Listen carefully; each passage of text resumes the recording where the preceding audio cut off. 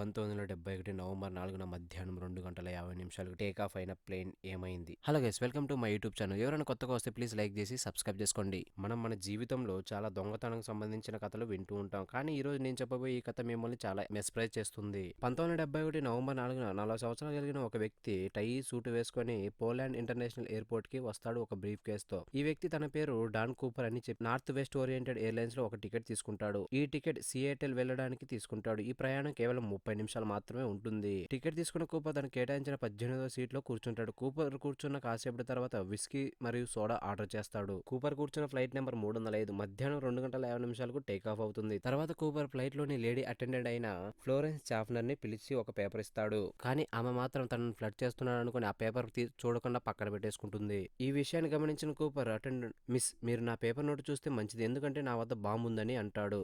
ఈ విషయం విన్న ఆమె ఏదో సరదాగా అంటున్నాడని, ఒకసారి నీ బ్రీఫ్ కేస్ ఓపెన్ చేసి చూపి అని అంటుంది. దీంతో ఆయన ఓపెన్ చేసి చూపించిన తర్వాత అందులో నిజంగా బాంబులు అయితే ఉంటాయి. దీంతో అందరూ ఒక్కసారిగా షాక్ అవుతారు. దీంతో కూపర్ 3 డిమాండ్లు అయితే డిమాండ్ చేస్తాడు. అందులో నెంబర్ 1 $2,00,000, అది కూడా $20 నోట్లు మాత్రమే ఉండాలని చెప్తాడు. నెంబర్ 2 4 పారాచూట్లు కావాలని చెప్తాడు. నెంబర్ 3 సియాటల్లో దిగిన తర్వాత ఫ్యూయల్ ట్యాంక్ అక్కడ రెడీగా ఉండాలని చెప్తాడు. కూపర్ చూపించిన బాంబు గురించి మరియు 3 డిమాండ్లను పైలట్లకు తెలియజేస్తుంది. పైలట్ సిటియాల్లోని అధికారులకు ప్లేన్ హైజాక్ అయిందని సంగతి తెలియజేస్తాడు.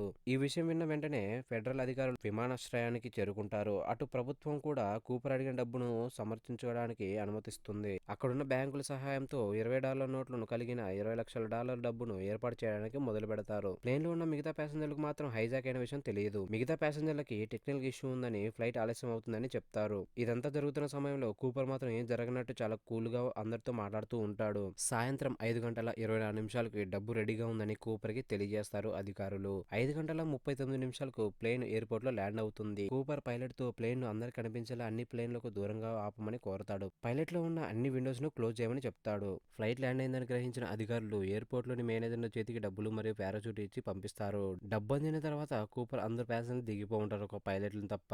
ఫ్లైట్ లో ఫ్యూల్ నింపేటప్పుడు కూపర్ పైలట్ తో తన ఎస్కేప్ ప్లాన్ చెప్తాడు. ఫ్లైట్ ను తక్కువ స్పీడ్ తో మెక్సికో నగరం వైపు నడపాలని చెప్తాడు.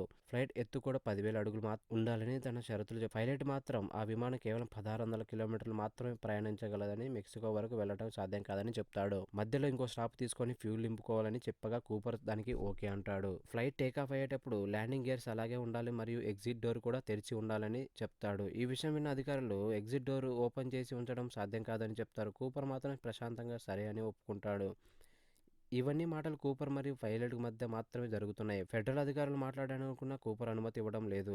ఫ్యూల్ నింపడం కాస్త ఆలస్యం అవడం వల్ల రాత్రి 7 గంటల 4 నిమిషాలకు కూపర్, 2 పైలట్లు, ఒక పైలట్ అటెండెంట్ మరియు ఒక ఇంజనీర్, ఇలా 5గురు ఆ విమానం నుంచి టేక్ ఆఫ్ చేసుకుంటారు. విమానం గాల్లోకి ఎగిరిన తర్వాత 2 ఫైటర్ జెట్లు ఆ విమానాన్ని వెంబడిస్తాయి. ఒక జెట్ ఏమో పైనుంచి, ఇంకొక జెట్ ఏమో కింద నుంచి కూపర్ కనపడకుండా కింద నుంచి వెళ్తుంటాయి. ఫ్లైట్ టేక్ ఆఫ్ అయిన వెంటనే కూపర్ కి ఏమైనా సహాయం కావాలని అడుగుతారు. కానీ అతను మాత్రం నో అని చెప్తాడు. కాసేపటికి ఎగ్జిట్ డోర్ ఓపెన్ అయిందని వార్నింగ్ మెసేజ్ వస్తుంది. అనుకున్న ప్రకారంగానే రెండవ ఫ్యూల్ స్టాప్ కోసం రాత్రి 10 గంటల 15 నిమిషాలకు నెవాడా ఎయిర్పోర్ట్ లోని విమానం ఎగ్జిట్ డోర్ ఓపెన్ అయి ఉండగా ల్యాండ్ అవుతుంది. ఫ్లైట్ ల్యాండ్ అవ్వగానే ఫెడరల్ మరియు పోలీస్ అధికారులు విమానం చుట్టూ చుట్టుముట్టేస్తారు. ఆ విమానంలో కూపర్ లేడు అని సంగతి కాసేపటి వారికి అర్థమవుతుంది. కూపర్ పారాచూట్ సాయంతో విమానం నుంచి దూకేస్తాడు. కూపర్ ఎస్కేప్ అయిన విషయం తెలుసుకున్న ఫెడరల్ అధికారులు వెతకడం స్టార్ట్ చేస్తారు. ఎంత వెతికినా కూపర్ కానీ అతన్ని తీసుకున్న డబ్బు మాత్రం ఆచూకీ తెలియదు. తనను చూసిన ఫ్లైట్ అటెండర్లు సాయంతో స్కెచ్ గీశారు. 1 కాదు 2 కాదు, ఏకంగా 45 సంవత్సరాలు కూపర్ ని వెతికారు. ఏ ప్రయోజనం లభించలేదు.